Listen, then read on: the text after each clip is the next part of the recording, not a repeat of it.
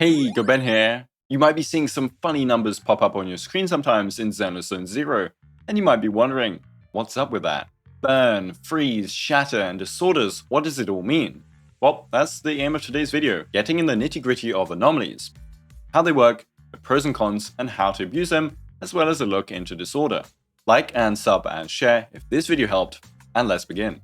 Anomalies are status effects, debuffs, that you apply on the enemy after applying enough of an element. Some attacks apply more, some characters apply more, and even Bang Boost can do elemental damage. Each element has their own anomaly, and with that they have their own damage effect, debuff, and also disorder effect. Disorders are what happens when you apply a secondary anomaly different to the first one. And don't worry, we'll look more into them later in the video. So fire will apply burn, a damage over time effect that happens 20 times during 10 seconds. Electric will apply shock, a damage effect that happens if you hit the enemy 1 time per second for 10 seconds. Ether units can apply corruption, a damage effect that happens if you hit the enemy 2 times per second for 10 seconds. Ice units can freeze enemies and will apply frostbite, a 10% crit damage boost against the enemy for 10 seconds. They will also shatter the enemy for a one-time large amount of damage.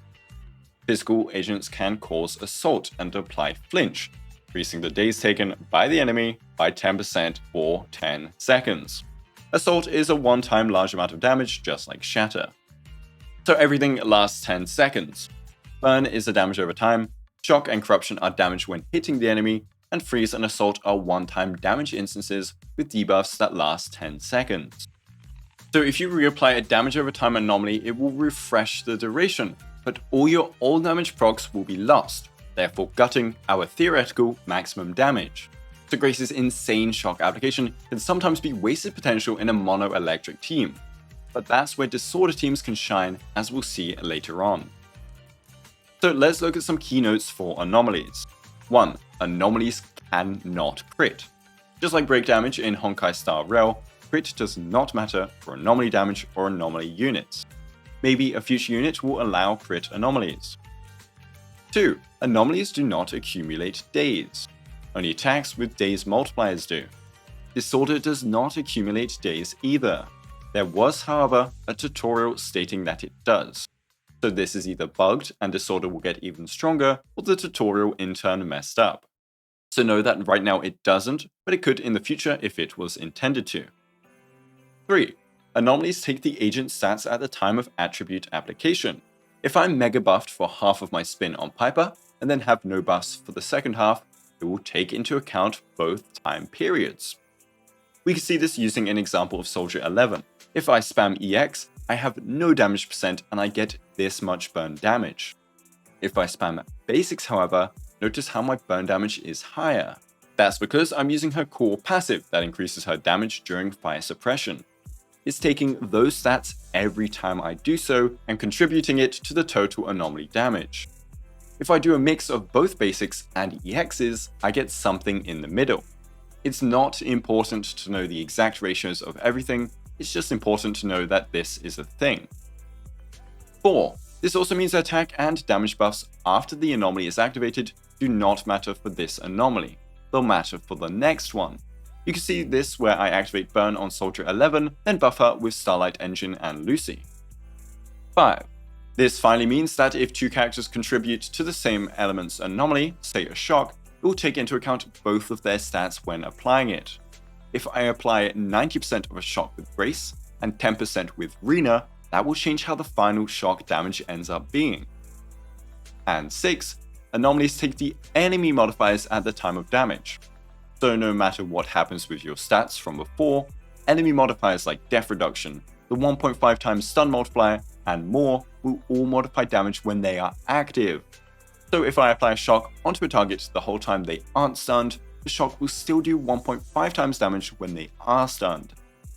So your character stats matter when applying attribute for anomalies, and the enemy stats matter when it does damage. Finally, 7. Anomalies of the same element have an internal cooldown before being reapplied, and you can waste anomaly application. You can see this with Piper on a weak enemy. It's about 3 seconds before she can apply another assault, despite the bar being full.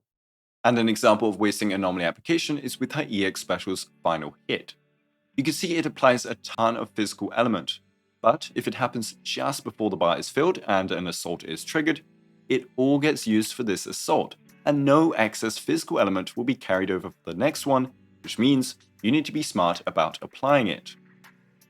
So how do we apply Anomaly, and how do we do it faster?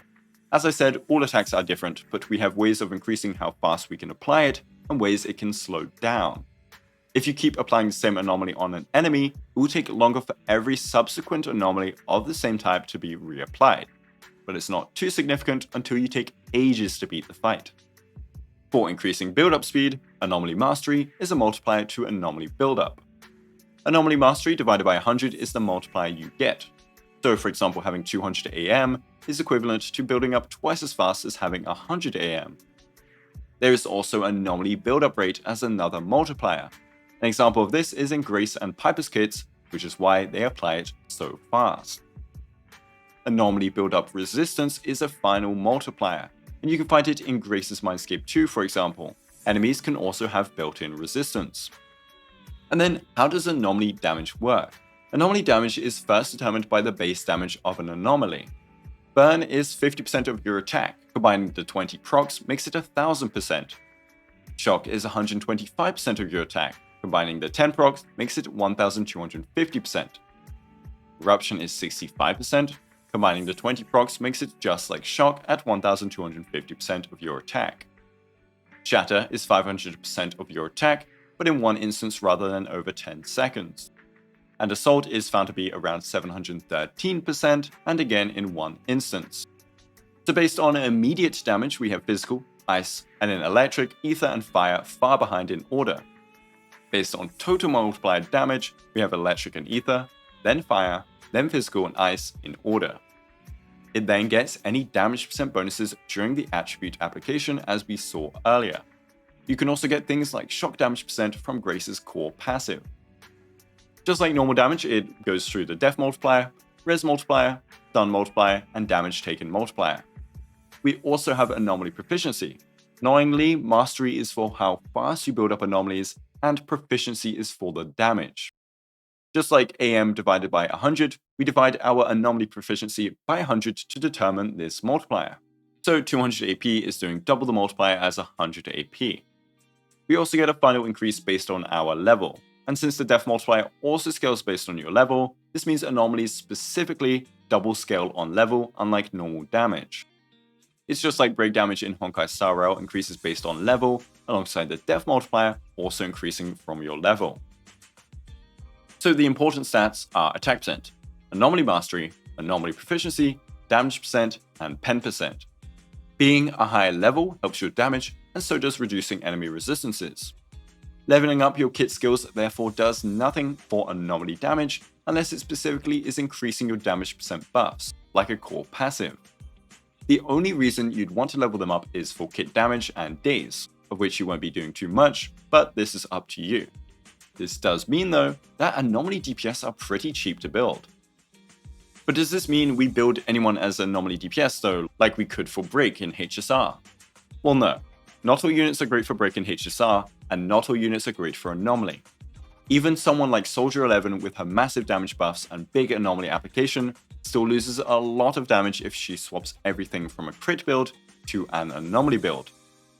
This is because she still doesn't apply as much anomaly as a fire anomaly eventually would, but also her damage multipliers are too powerful to get rid of for the sake of anomaly damage.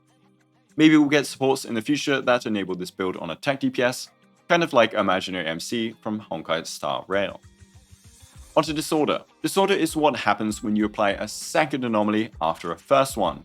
You have a 10-second period after applying the first one, since that's when the damage over time is ticking down, or the debuff in case of Ice and Physical. Disorder damage is based on the previous anomaly too. It will apply the new anomaly whilst consuming the old one and doing a burst of damage.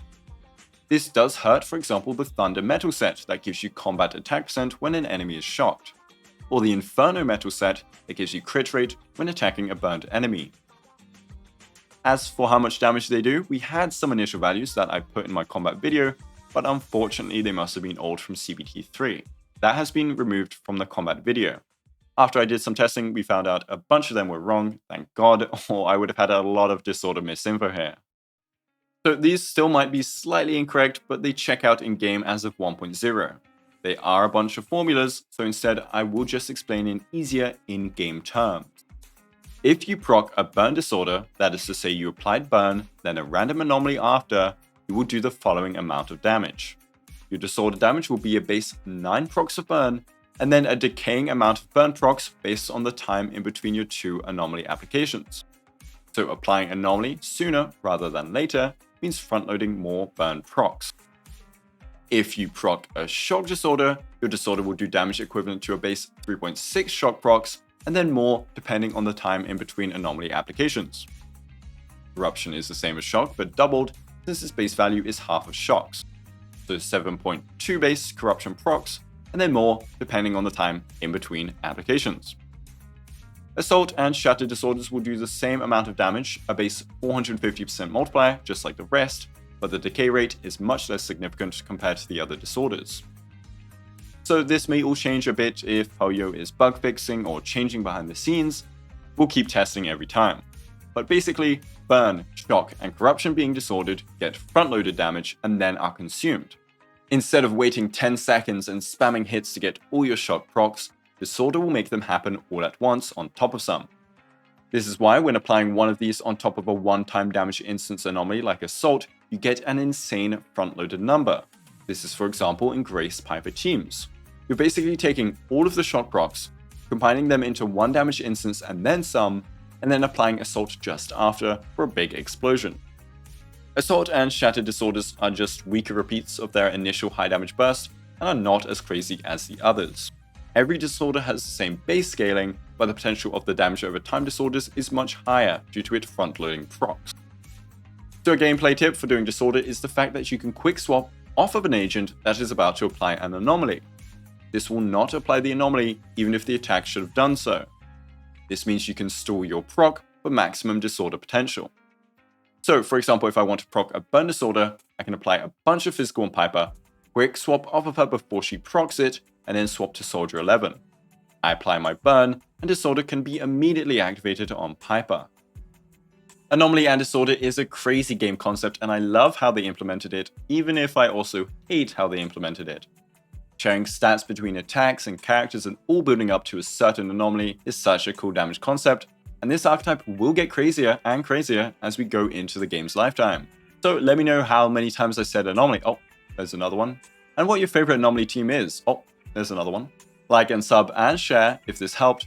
Thanks for watching and have a Guoba day.